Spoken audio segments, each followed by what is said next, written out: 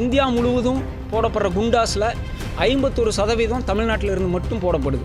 சிறையில் சவுக்கு சங்கர் தாக்கப்பட்டதாக சொல்லி நான் முதல் நான் உங்களை சந்திச்சதுலேருந்து சொல்கிறது ஒன்று தான்.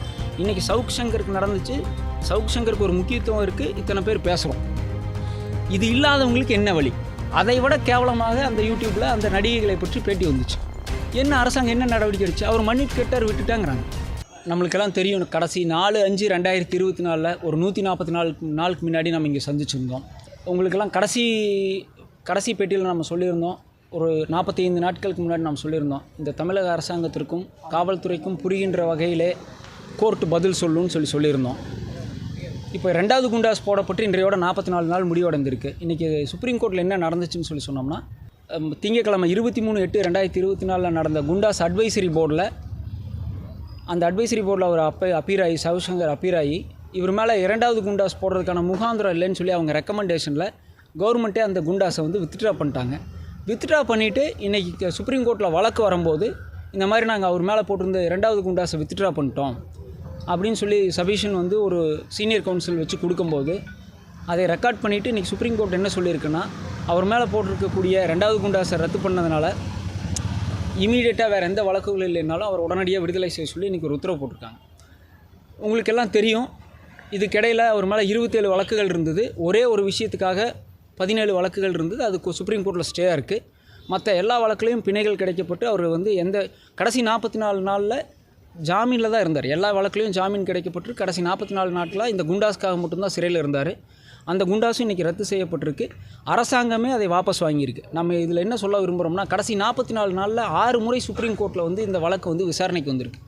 ஒவ்வொரு முறையும் சுப்ரீம் கோர்ட்டில் மிக மூத்த வழக்கறிஞர்களை தமிழக அரசு நியமித்து வாய்தா வாங்கி பதில் சொல்கிறேன், இன்றைக்கி சொல்கிறோம், நாளைக்கு சொல்கிறேன்னு சொல்லி 6 வாய்தா வாங்கி தமிழக மக்களுடைய வரி பணத்தை வீணடித்து 44 நாட்கள் சுப்ரீம் கோர்ட்டில் இந்த வழக்கை இழுத்ததுக்கப்புறம் நாங்கள் இதை குண்டாஸை வித்ட்ரா பண்ணிக்கிறோம் அப்படின்னு சொல்லியிருக்காங்க.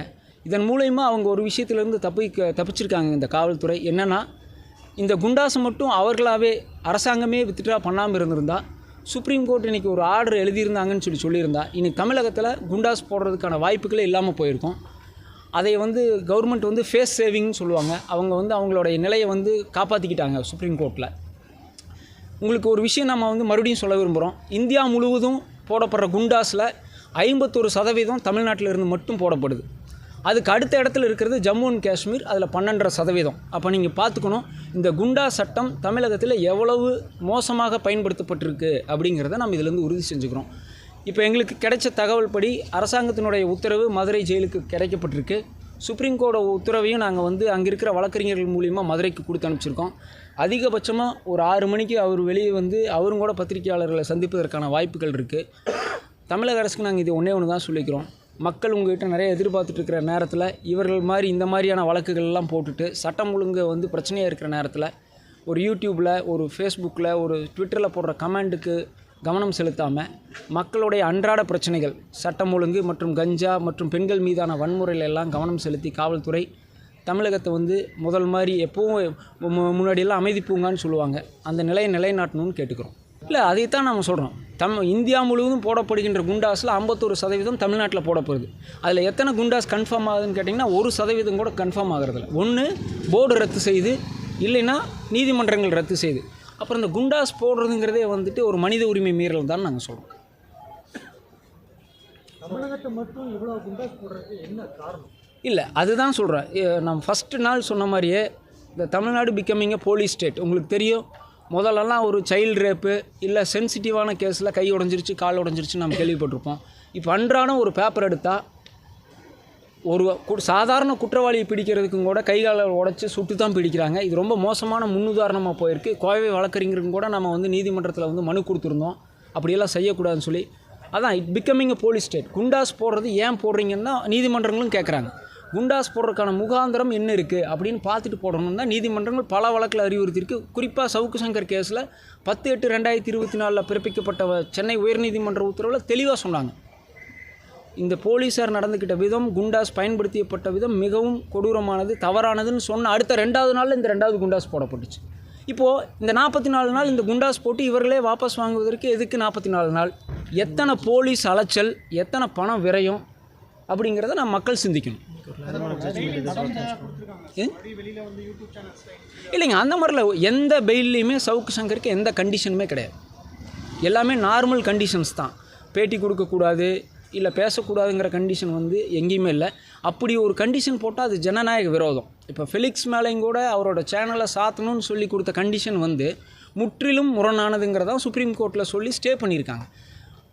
சுப்ரீம் கோர்ட் பல வழக்கில் சொல்லியிருக்கிறாங்க, பெயில் கொடுக்குறதுங்கிறது, பெயில் அப்படிங்கிறது வந்து ஒரு குற்றவாளியினுடைய உரிமை. அவருக்கு பெயில் கொடுக்கும்போது கண்டிஷன் இம்போஸ் பண்ணாதீங்கன்னு பல வழக்கில் சொல்லியிருக்காங்க. அது மாதிரி பேசாதீங்கன்னு சொல்கிறதெல்லாம் ஜனநாயக விரோதம். அது நீதிமன்றங்கள் செய்யலை. அதே போல் பத்திரிகை சுதந்திரமாக இருக்கட்டும், பேச்சு சுதந்திரமாக இருக்கட்டும், யூடியூப்பில் நிறைய அவதூறு பரப்புவதாக இருந்தாலும் எந்த ஆத்தென்டிக் ரிப்போர்ட்டும் இல்லாமல் பேசலாம். இல்லை சார், ஆத்தென்டிக் ரிப்போர்ட் இல்லாமல் பேசக்கூடாதுங்கிறது தான். ஆனால் அதற்கு நீங்கள் எப்படி செயல்படுகிறீங்கிறதான் முக்கியம். ஆத்தென்டிக் ரிப்போர்ட் இல்லைன்னு சொல்லி சொன்னால் ஒரு காமன் இதாக இருக்கணுங்கிறோம். அவுட்ரேஜ் அப்படிங்கிறது மீடியா அவுட்ரேஜாக இருக்கட்டும், சோஷியல் மீடியா அவுட்ரேஜாக இருக்கட்டும், போலீஸ் அவுட்ரேஜாக இருக்கட்டும், கவர்மெண்ட் அவுட்ரேஜாக இருக்கட்டும், சட்டம் அனைவருக்கும் சமமானதுன்னா யார் அவதூறு பரப்பினாலும் யார் அந்த குற்றத்தை செய்தாலும் அதற்கான நடவடிக்கை எடுக்கப்பட வேண்டும். இப்போ நீங்கள் கடைசி இந்த 3 வருஷமாக யார் மேலெல்லாம் நடவடிக்கை எடுக்கப்பட்டிருக்குன்னு பார்த்தீங்கனாலே உங்களுக்கு தெரியும். ஒரு சாரார் மேலே மட்டும் நடவடிக்கை எடுத்துட்டு அதே சாரார் இன்னொரு முறை பேசும்போதும் நடவடிக்கை எடுத்துருக்கணும் இல்லையா? உதாரணத்துக்கு வந்து ஒரு மாதத்துக்கு முன்னாடி ஒரே யூடியூப்பில் ஒரு நடிகைகளை பற்றி ஒரு பெரியவர் ரொம்ப கேவலமாக பேசினார். அதை வீடியோ எடுத்து அதை வெளியிட்ட யூடியூபர் மேலே ஏதாவது நடவடிக்கை எடுக்கப்பட்டுச்சா? சவுக்கு சங்கர் மட்டும் பேட்டி எடுத்த ஃபெலிக்ஸ் மேலே கைது செய்யப்பட்டார். சேனலை மூடுங்கன்னு உத்தரவு வந்துச்சு. ஒரு 30 நாள் சிறையில் இருந்தார். அதை விட கேவலமாக அந்த யூடியூப்பில் அந்த நடிகைகளை பற்றி பேட்டி வந்துச்சு. என்ன அரசாங்கம் என்ன நடவடிக்கை எடுச்சு? அவர் மன்னிப்பு கேட்டார், விட்டுட்டாங்கிறாங்க. எப்படி வந்து இது எடுத்துக்க முடியும்? உண்மையாகவே அரசாங்கத்திற்கு அவதூறு பரப்புகிறார்கள் இல்லை சோஷியல் மீடியாவை தவறாக பயன்படுத்துகிறாங்கன்னா எல்லாத்து மேலேயும் ஒரே மாதிரி தானே நடவடிக்கை எடுக்கணும். அதைத்தான் நம்ம கேட்குறோம். சட்டம் அனைவருக்கும் சமம்னா எல்லாத்து மேலேயும் ஒரே மாதிரி நடவடிக்கை எடுக்கணும். செலக்டிவ் அவுட்ரேஜுங்கிறதா இங்கே பிரச்சனை. மக்களால் தேர்ந்தெடுக்கப்பட்ட ஒரு முதலமைச்சர் அவர் வந்து ரொம்ப கொச்சைப்படுத்தி அது வந்து இந்த வழக்கிலே இல்லை. அதுக்காக அவர் வழக்கு கொடுக்கல. முதலமைச்சர் வழக்கு கொடுத்துருக்காரா, கம்ப்ளைண்ட் கொடுத்துருக்காரா முதலமைச்சர் அப்படின்னு? இல்லையே. அப்படின்னா அதுக்கு என்ன இருக்குது? முதலமைச்சர் வழக்கு கொடுக்கலையே. அவரை கொச்சையாக பேசுனதா சொல்லி முதலமைச்சர் ஏதாவது கம்ப்ளைண்ட் கொடுத்துருக்காரா? இந்த வழக்கு அது இல்லை. அதை நீங்கள் புரிஞ்சுக்கணும். சும்மா மேலே சொல்லக்கூடாது. இப்போ சவுக்கு சங்கர் மேலே வந்து 27 வழக்குகள் கிட்டத்தட்ட இருக்குது. அப்படின்னு இருக்கும்போது தமிழ்நாடு முழுவதும் பல்வேறு மாவட்டங்களுக்கு வந்து அவர் அழைத்து செல்லப்பட்டது, அலைக்கழிக்கப்பட்டதாகவும் அவரே வந்து சொல்லியிருக்காரு. ஸோ இந்த மாதிரி வந்து அவர் சந்தித்த சிக்கல்கள் என்ன? இல்லைங்க, இதில் பார்த்தீங்கன்னா ஒரு விஷயம் இருக்குது. இப்போ நான் அதுதான் சொன்னேன். சவுக்கு சங்கருங்கிறதுனால நம்ம இத்தனை பேர், இத்தனை ப்ரெஸ்ஸு, இத்தனை மீடியா, இத்தனை பேர் நம்ம நின்றுட்டுருக்கோம். இது வந்து ராமசாமி குப்புசாமிக்கு நடந்துகிட்ருக்கு. அவர்களுக்கு இந்த விஷயங்கள், இந்த வசதிகள் கிடைக்கப்படுறதில்லைங்கிறதா எங்களோட ஆதங்கம். முதல் நாளில் இருந்து சிறையில் சவுக்கு சங்கர் தாக்கப்பட்டதாக சொல்லி நான் முதல் நான் உங்களை சந்திச்சதுலேருந்து சொல்கிறது ஒன்று தான். இன்றைக்கி சவுக்கு சங்கருக்கு நடந்துச்சு. சவுக்கு சங்கருக்கு ஒரு முக்கியத்துவம் இருக்குது. இத்தனை பேர் பேசுகிறோம். இது இல்லாதவங்களுக்கு என்ன வழி? இதுக்கிடையில் அலக்களிக்கப்பட்டிருக்க 27 டிஸ்ட்ரிக்டில் 27 கேஸுன்னு சொல்லி சொன்னால் உங்களுக்கே தெரியும். கடைசியாக கோயம்புத்தூர் கேஸில் பெயில் ஆனதுக்கப்புறம் 10 நாள் அவர் புழல் சிறையிலேயே இல்லை. முழுவதும் ஊட்டி, மார்த்தாண்டம், பெரம்பலூர் இப்படின்னு வச்சுட்டே இருந்தாங்க. நான் போன பேட்டியிலையும் சொன்னேன். கூட பெண் போலீஸார் அனுப்பப்பட்டாங்க, பெட்டாலியன்ஸ் அனுப்பப்பட்டாங்க. அவங்களும் தான் பழி வாங்கப்பட்டாங்க. அதான் சொன்னேன், போலீஸாரும் சேர்ந்து இதில் தண்டிக்கப்பட்டார்கள்னு தான் சொல்கிறோம். இது வெளியே தெரியாமல் இன்னும் நிறையா பேருக்கு நடந்துகிட்ருக்கு. இது மாதிரி எத்தனையோ குற்றம் சாட்டப்பட்டவர்கள் இன்றைக்கும் சிறையில் இருக்காங்க. நிறைய அலக்கழித்து இன்றைக்கி சிறையில் இருக்காங்க. அதுதான் மனித உரிமை மீறல்ங்கிறோம். ஒரு டைம் பேசுனா ஒரு கேஸ் போட்டலாம். கோர்ட்டில் கேஸ் ஃபைல் பண்ணியிருக்கு, சார்ஜ் ஷீட் போட்டிருக்கு. கோர்ட்டு விசாரிக்கும். தவறு செய்தால் தண்டனை அனுபவிக்கும். இதுக்காக தான் நாங்கள் சொல்கிறோம் முதல்ல இருந்து. வெளியே வந்து மறுபடியும் அந்த சிறையில் நடந்த பிரச்சனைகள் அவருக்கு இல்லைங்க, இல்லை அதாவது யார் ஒருவருமே பாதிக்கப்பட்டவர்கள் தங்களோட பாதிப்பை பதிவு செய்யணும்னு தான் பார்ப்பாங்க. அவர் என்ன செய்கிறாரு, என்ன பண்ணுறாங்கிறதெல்லாம் இல்லை. நாம் பியூராக சட்டத்தில் சொல்கிறோம். என்ன பிரச்சனை, எப்படி இந்த சட்ட சிக்கல்கள் உருவாச்சு, இதிலேருந்து வெளியே கொண்டு வரக்கு நம்மளுக்கு 144 நாள் ஆயிருக்கு. இது ஒரு சாமானியனுக்கு இது கிடைக்குமா? அப்போ சாமானியன் இப்படி போய் சிக்கிட்டான்னா நம்ம என்ன பண்ண போகிறோம்? சமுதாயம் அதுக்கு எப்படி ரியாக்ட் பண்ண போகுது? அதுதான் நம்மளோட கேள்வி. கண்டிப்பாக இருப்பாருங்க. ஏன்னா அவர் வந்து மன உறுதியாக தான் இருந்தார். நீங்களும் பார்த்தீங்க, நிறையா டைம் கோயம்புத்தூர் சிறைக்கு கோயம்புத்தூர் நீதிமன்றத்துக்கு கூட்டிகிட்டு வந்தபோது மன உறுதியோடு தான் இருந்தார். கண்டிப்பாக மன உறுதியோடு தான் வெளியே வருவார். நான் போன பேட்டியிலையும் சொன்னேன், கண்டிப்பாக அவர் அதே மன உறுதியோடு வெளியே வருவார். அதே போல் கடந்த ப்ரெஸ் மீட்டில் நீங்கள் சொன்னீங்க, சென்னை ஆணையாளர் இல்லை, நான் சென்னை ஆணையாளர் குறிப்பிட்டெல்லாம் சொல்லலை. காவல்துறைக்கு புரிகிற பாஷையில் நீதிமன்றம் பதில் சொல்லுன்னு சொன்னேன். அதுதான் அடுத்த 2 நாளில் 16 கேஸையும் ஸ்டே பண்ணாங்க. இப்போது அரசாங்கமே படித்து பார்த்து அவர்கள் செய்த தவறை படித்து பார்த்து புரிந்து கொள்வதற்கு 44 நாள் ஆயிருக்கு அவங்களுக்கு. சார் அதே மாதிரி காவல்துறை வந்து சொல்லியிருக்காங்க ரவுடிகளுக்கு புரிகிற மொழியில தான் நாங்கள் வந்து பாடம் எடுக்கிறோம் அப்படின்ட்டு. அந்த மாதிரி இப்போ ரீசெண்டாக தமிழ்நாட்டில் பார்த்தீங்கன்னா அதிகமாக வந்து துப்பாக்கி சூடு என்கவுண்டர் அதைத்தான் நான் சொன்னேன். சாதாரணமாக முதல்லலாம் ஒரு பெரிய நியூஸாக வந்துட்டு இருந்த ஒரு விஷயம், துப்பாக்கி சூடுகளாகட்டும் இல்லை கைகால் உடைக்கப்படுவதாகட்டும் பெரிய விஷயமாக பேசப்பட்டு இருந்த காலம் இருந்துச்சு. இன்றைக்கி வந்து பார்த்திங்கன்னா துப்பாக்கி சூடுங்கிறத நம்ம வந்து அப்படியே ஜஸ்ட் லைக் தட் கடந்து போகிற நிலைமையில் இருக்கும். இது ரொம்ப ஆபத்தான விஷயம். இந்தியாவில் எனக்கு தெரிஞ்சு இத்தனை துப்பாக்கி சூடுகளில் அரெஸ்ட் பண்ணதான் எங்கேயுமே இல்லை.